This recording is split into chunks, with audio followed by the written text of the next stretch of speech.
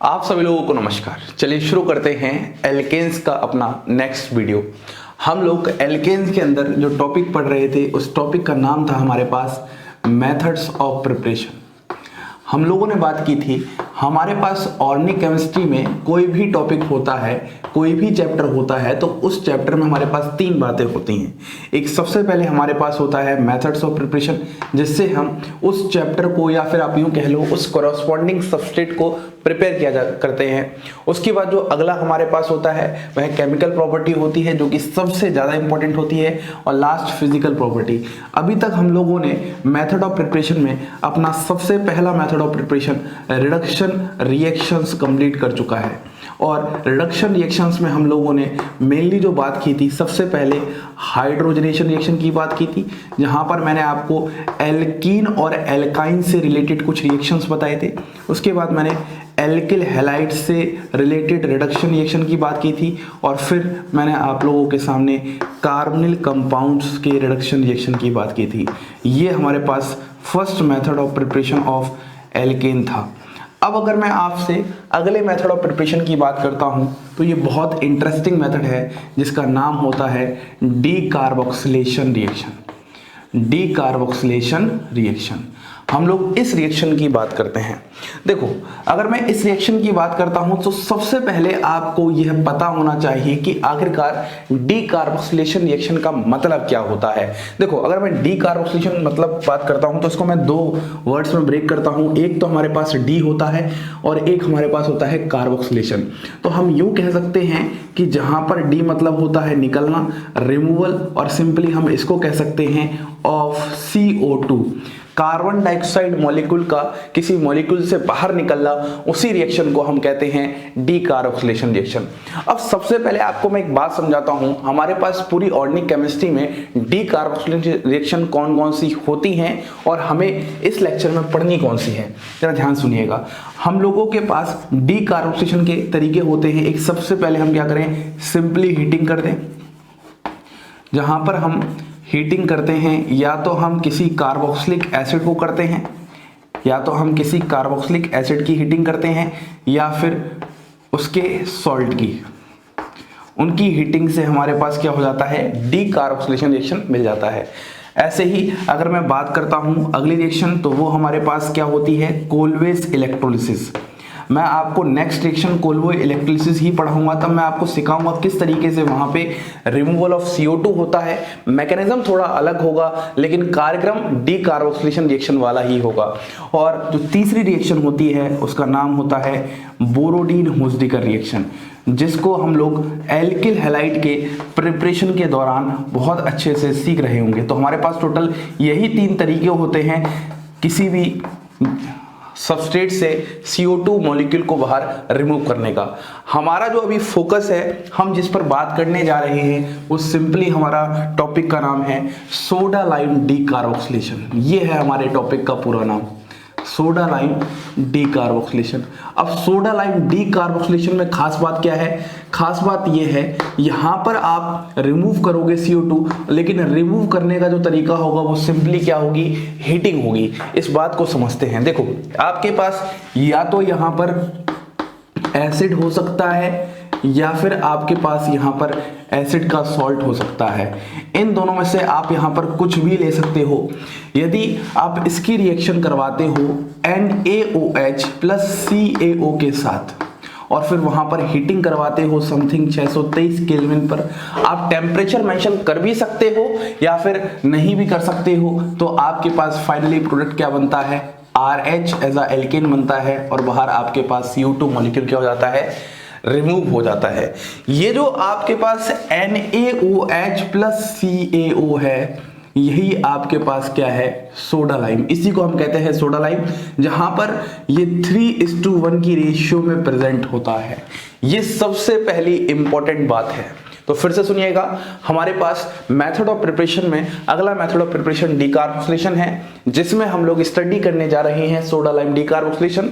और soda lime decarboxylation की खास बात होती है इसका रिएजेंट, जहां पर NaOH प्लस COH के साथ हम रिएक्शन करवाते हैं तो हमारे पास एसिड या उसके सॉल्ट से, ये आपका एसिड है, ये उसका सॉल्ट है, किसी को भी आप ले सकते हो, तो आपके पास यहाँ पर क्या बन जाता है, एल्केन का फॉर्मेशन हो जाता है और रिमूवल ऑफ CO2 हो जाता है। साइड प्रोडक्ट जब हम दिखाते हैं तो जनरली Na2CO3 दिखाते हैं, लेकिन ऑर्गेनिक केमिस्ट्री में कभी भी साइड प्रोडक्ट इतना ज्यादा मैटर नहीं करता जितना हमारे पास मेन प्रोडक्ट मैटर करता है। इतनी बात एकदम अच्छे से समझ में आ चुकी है।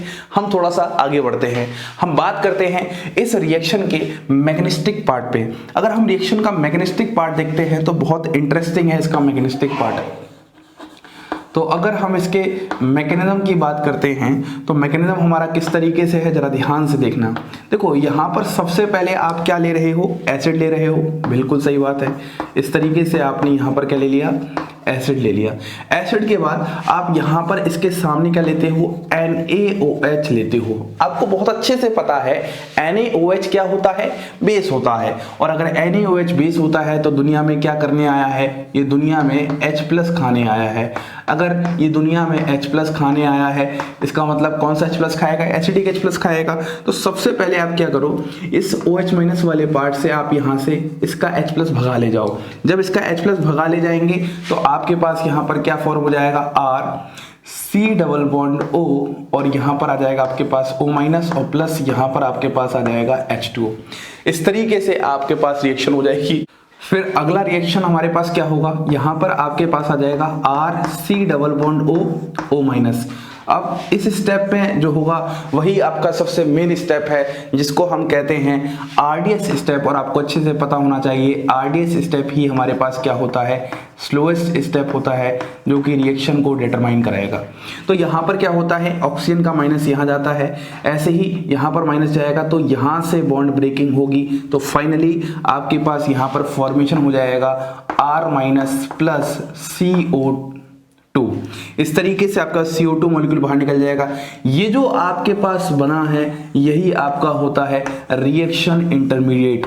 तो यहां से आपका सबसे पहला इंपॉर्टेंट सवाल बन जाता है कि यहाँ पर डीकार्बोक्सिलेशन रिएक्शन में, या फिर यूं कह लो सोडा लाइम डीकार्बोक्सिलेशन रिएक्शन में रिएक्शन इंटरमीडिएट कौन सा है, तो हम बोलेंगे कार्बोनाइन है। फिर से बोलिए, हम क्या बोलेंगे, कार्बोनाइन है। तो अब इस रिएक्शन की अगर मैं स्टेबिलिटी ऑर्डर्स की कभी भी बात करूंगा तो वो सारी की सारी स्टेबिलिटी ऑर्डर कौन डिसाइड करेगा, कार्बोनाइन डिसाइड करेगा। जिस कार्बोनाइन की स्टेबिलिटी सबसे ज्यादा होगी मतलब वहां पर रिएक्शन की रेट भी सबसे ज्यादा होगी। क्या आपको इतनी बात समझ में आ रही है? अब मैं अगले स्टेप में मैग्नीशियम के जाता हूं तो यहां पर क्या होगा, आपके पास R- है और फिर फाइनली आपके पास यहां पर वाटर तो रिमूव हुआ ही था इस तरीके से फर्स्ट स्टेप में। तो ये I- क्या करेगा, इस H+ को एक्सट्रैक्ट कर लेगा और फाइनली आपके पास यहां पर एल्केन का फॉर्मेशन हो जाएगा। This is the desired mechanism of this reaction. फिर से समझते हैं, सबसे पहले स्टेप में क्या हुआ है, आपके पास एसिड बेस रिएक्शन हुई है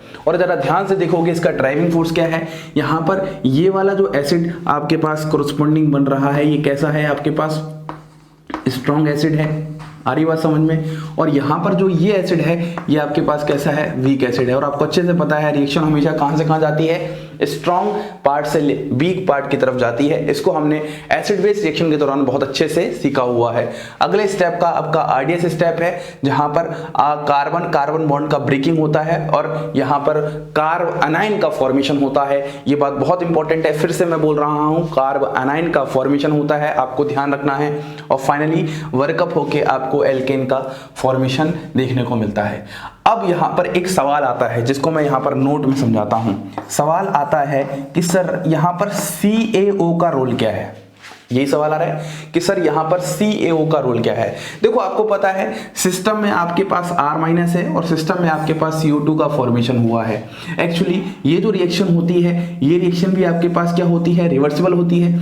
इस रिवर्सिबल नेचर को खत्म करने के लिए क्या होता है, CaO का यूज होता है। फिर से समझो, इस रिवर्सिबल नेचर को खत्म करने के लिए क्या होता है, इस CaO का यूज होता है। यहां पर देखो, अगर मैं यहां पर CaO यूज नहीं करता हूं तो सबसे पहले यहां पर ये क्या करेगा, इस CO2 मॉलिक्यूल के साथ यहाँ पर रिएक्शन दिखा देगा। आपको पता है ये नेगेटिव पार्ट है, आपको पता है ये पॉजिटिव पार्ट है, तो यहाँ पर अटैक कर देगा, इस तरीके से रिएक्शन होगी और फाइनली वापस आपको वही मिल जाएगा।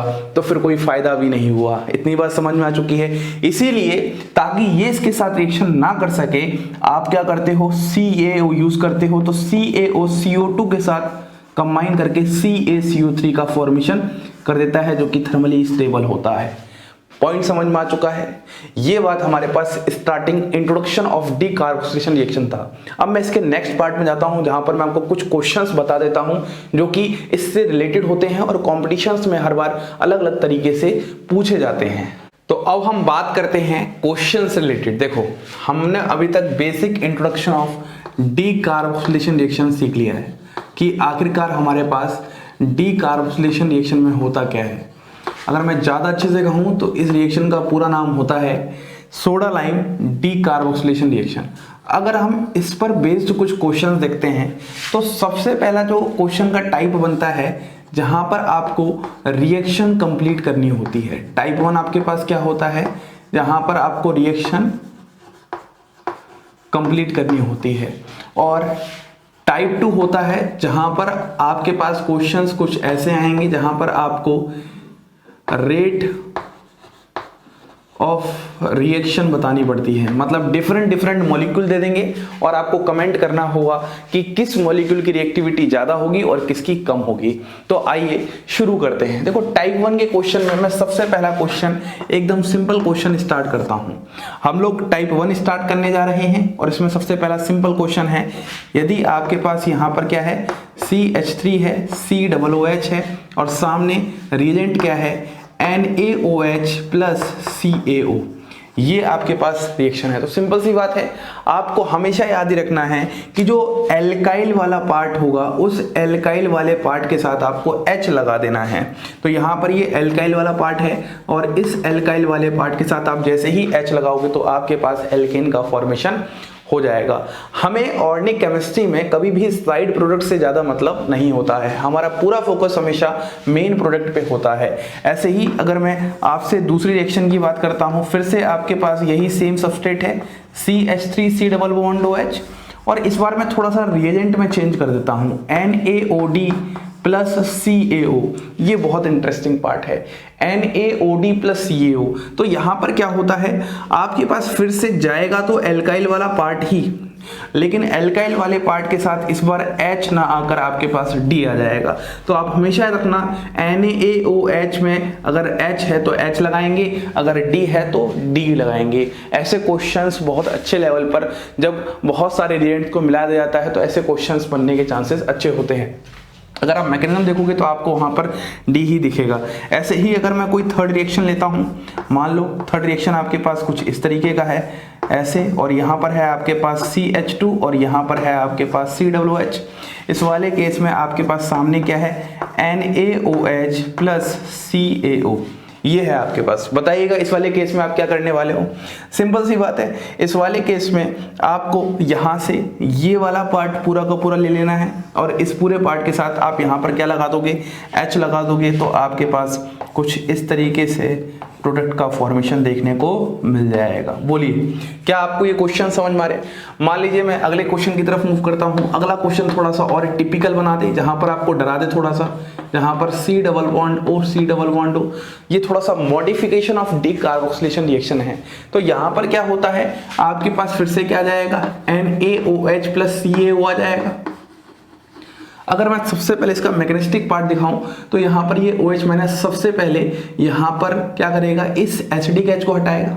या फिर मैं ज़्यादा अच्छे से इस क्वेश्चन को और अच्छा कर सकता हूँ, आप यहाँ पर क्या कर दो, C डबल बॉन्ड O लगा दो।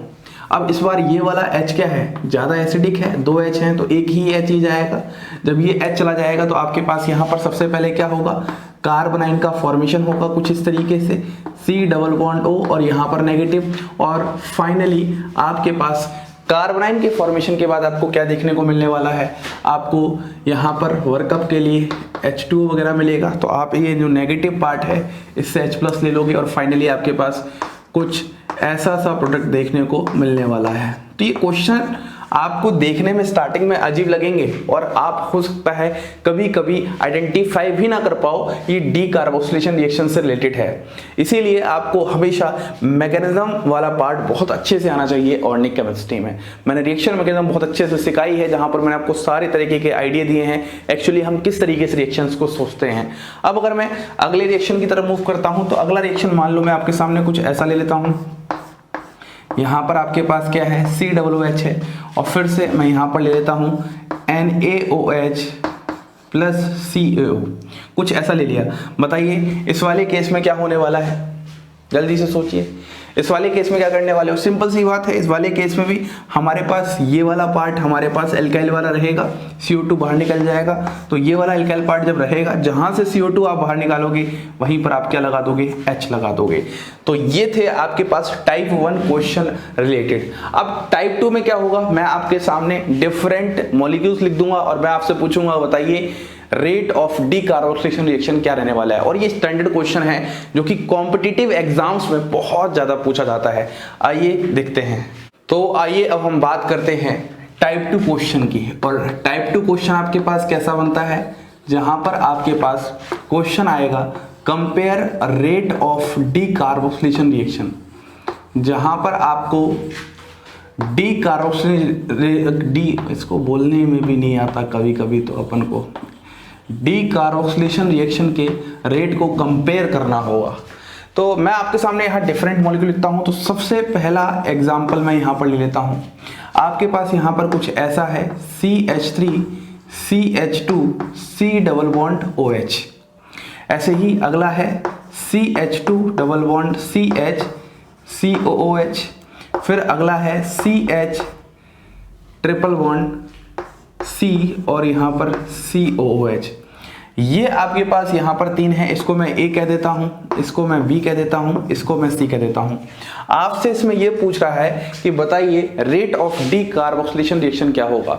जब भी आपके पास टाइप 2 क्वेश्चन आ जाए, जब भी आपको रेट को कंपेयर करना हो, तो सबसे पहले आप उसके कोरस्पॉन्डिंग कार्बोनाइन बनाइए, क्योंकि कार्बोनाइन ही रिएक्शन इंटरमीडिएट होता है जो यहाँ पर फॉर्म होता है।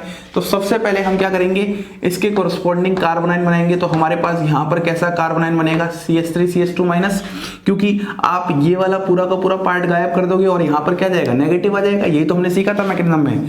यहाँ पर अगर मैं कार्बोनाइन बनाता हूँ तो ये क्या जाएगा, CH2 double bond CH minus, और अगर मैं यहाँ पर बनाता हूँ तो यहाँ पर क्या जाएगा, CH triple bond C minus. तो सबसे पहला काम क्या करना है, आपको कोरस्पॉन्डिंग कार्बोक्सिलिक एसिड के सामने उसका कार्बोनाइन बनाना है।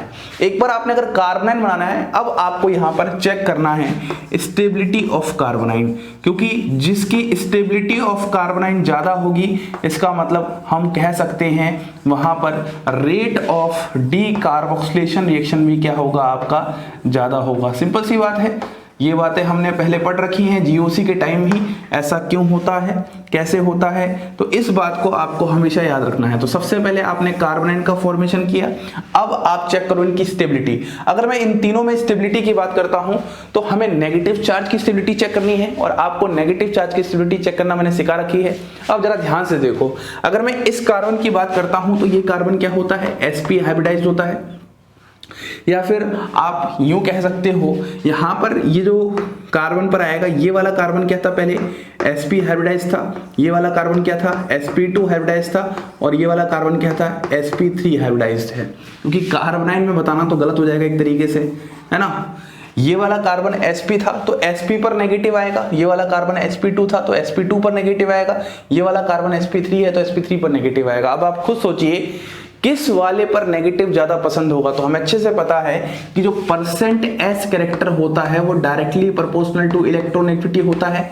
जिसका परसेंट एस कैरेक्टर ज्यादा होगा उसकी इलेक्ट्रोनेगेटिविटी ज्यादा होगी, और जिसकी इलेक्ट्रोनेगेटिविटी ज्यादा होगी उसकी नेगेटिव चार्ज होल्डिंग कैपेसिटी ज्यादा होगी, और जिसकी नेगेटिव चार्ज होल्डिंग कैपेसिटी ज्यादा होगी उसका कार्बोनाइन स्टेबलाइज होगा। तो अगर मैं परसेंट एस कैरेक्टर की बात करता हूं तो सबसे ज्यादा किस में होता है, sp में होता है, फिर sp2 में होता है, फिर sp3 में होता है। तो इसका मतलब sp में ही इलेक्ट्रोनेगेटिविटी भी सबसे ज्यादा है, sp2 में ही इलेक्ट्रोनेगेटिविटी सबसे ज्यादा है, इसके बाद और फिर लास्ट में सबसे कम किस में है, sp3 में। तो अगर मैं ओवरऑल ऑर्डर देखूंगा नेगेटिव चार्ज की स्टेबिलिटी की, तो हम बोलेंगे सबसे ज्यादा स्टेबलाइज होता है C, उसके बाद होता है B, उसके बाद होता है A।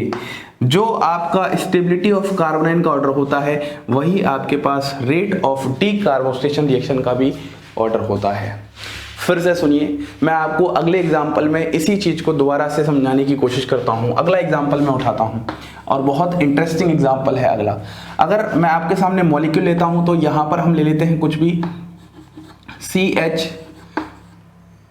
या फिर आप ऐसे ले लो CCl3 COOH CH Cl2 COOH CH2 Cl COOH और लास्ट में CH2 F COOH।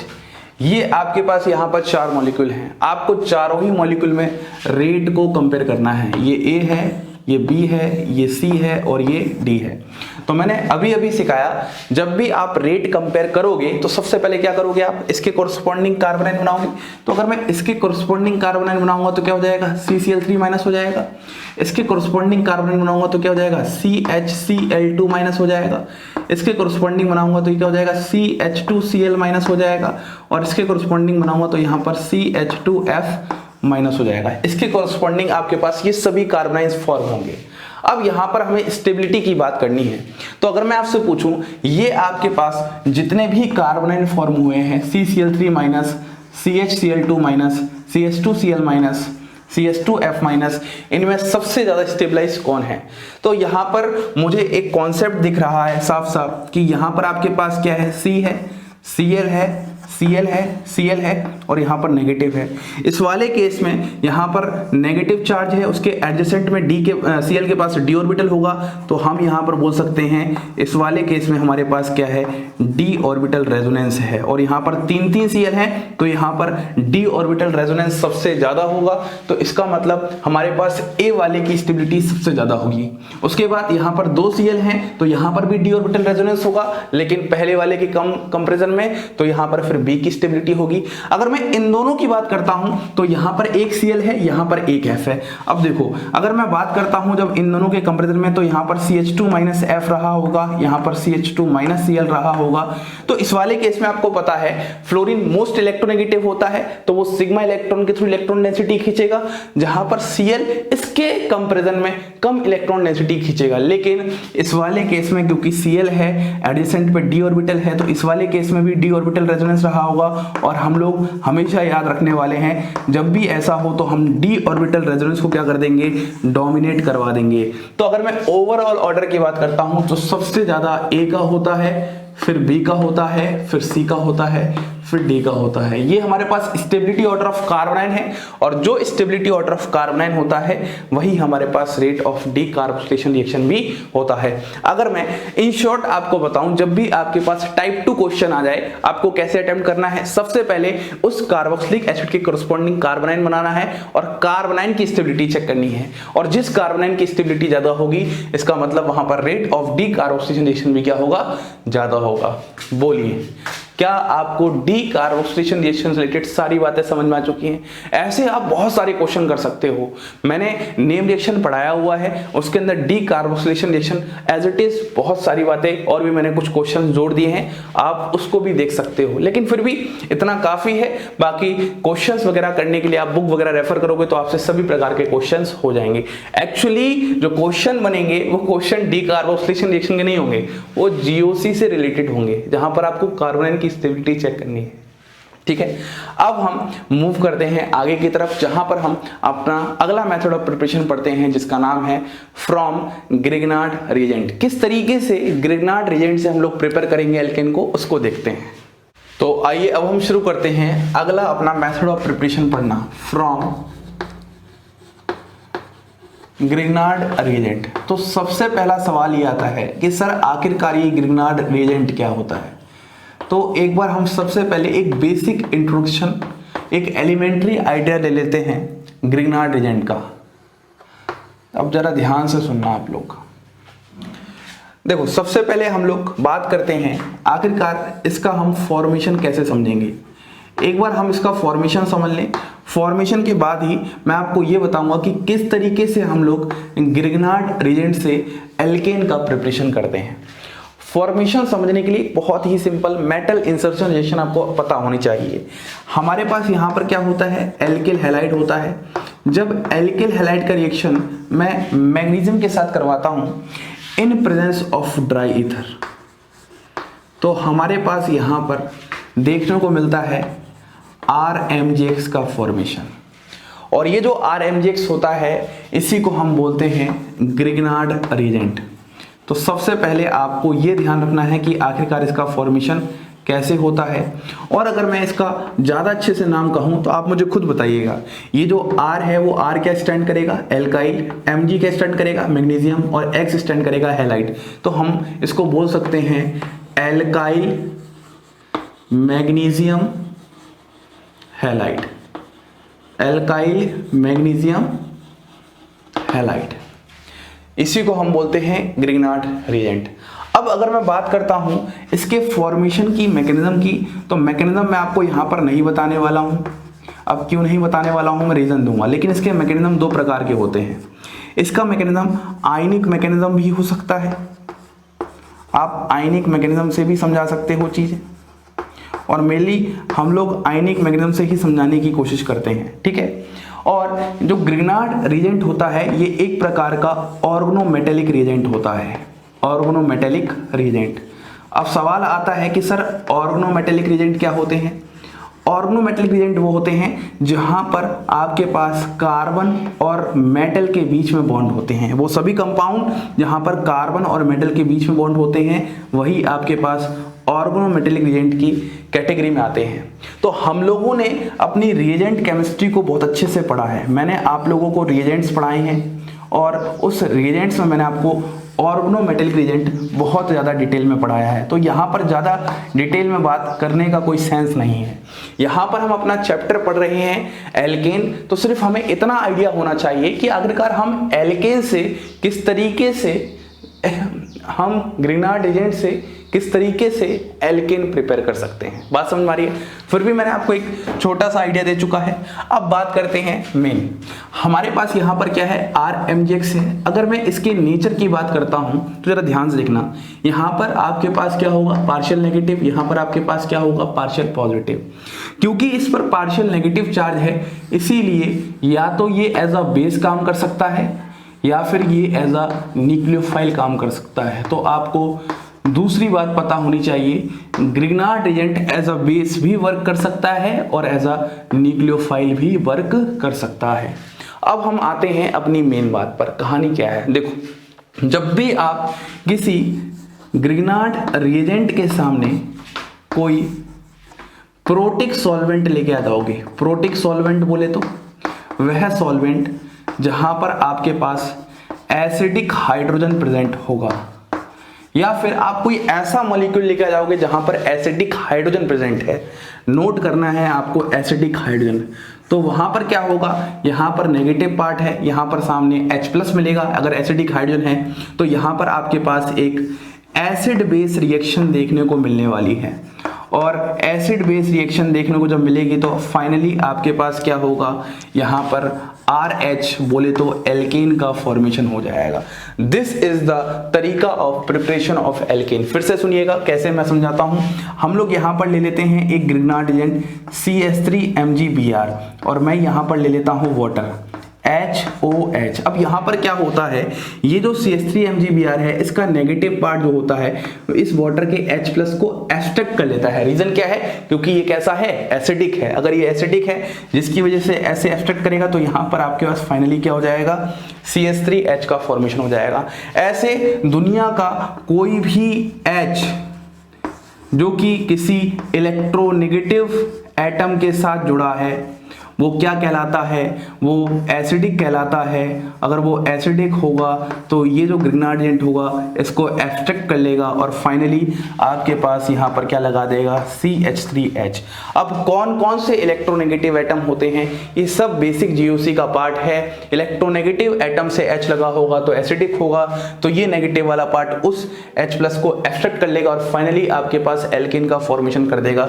तो अगर मैं एल्केन की प्रिपरेशन की बात करता हूं फ्रॉम ग्रिग्नार्ड एजेंट, तो प्योरली ये बात पूरी की पूरी किस पर डिपेंड है, एसिड बेस रिएक्शन पर, और ये बातें हमने पहले भी देख रखी हैं। तो आपको इतनी बात एकदम अच्छे से ध्यान रखनी है।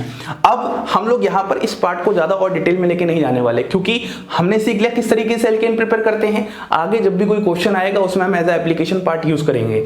अब अगर मैं आपको यहाँ पर ग्रिग्नार्ड एजेंट की केमिस्ट्री पढ़ाऊं तो फिर ऑर्गेनोमेटेलिक एजेंट पढ़ाने का कोई सेंस नहीं निकलता। अगर आपको कुछ और ज्यादा एक्स्ट्रा नॉलेज चाहिए होगी तो रिएजेंट केमिस्ट्री में जाके आप ग्रिग्नार्ड एजेंट को और डिटेल में देख सकते हो। पॉइंट समझो। आपको लगेगा कि सर हम एल्केन पढ़ रहे हैं तो एल्केन की सारी बातें यहीं पर होनी चाहिए। बिल्कुल सारी बातें यहीं पर हो रही हैं, लेकिन ऑर्गेनिक केमिस्ट्री है, जितना आप पढ़ोगे उतना ही ज़्यादा और सीखने को मिलेगा, तो कभी ख़त्म नहीं हो सकती है। और चीज़ें आपस में ऐसे इस तरीके से इंटरलिंक्ड होती हैं कि इस चैप्टर की चीज़ें आपको आगे चल के भी पढ़नी पड़ेंगी और जो आगे वाले चैप्टर की चीज़ें हैं वो आपको अभी से भी पढ़नी पड़ेंगी। तो organic chemistry is the game of connectivity.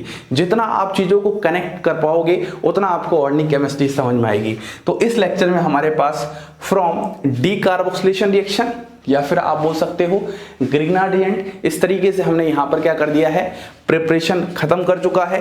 अब हम नेक्स्ट लेक्चर में बात करते हैं अपनी नीम रिएक्शन की, जिसमें हमारे पास सबसे पहले कौन सी है, वुड्स रिएक्शन, उसके बाद कोलवेस इलेक्ट्रोलिसिस, फिर फ्रैंकलिन रिएक्शन और कोरी हाउस सिंथेसिस।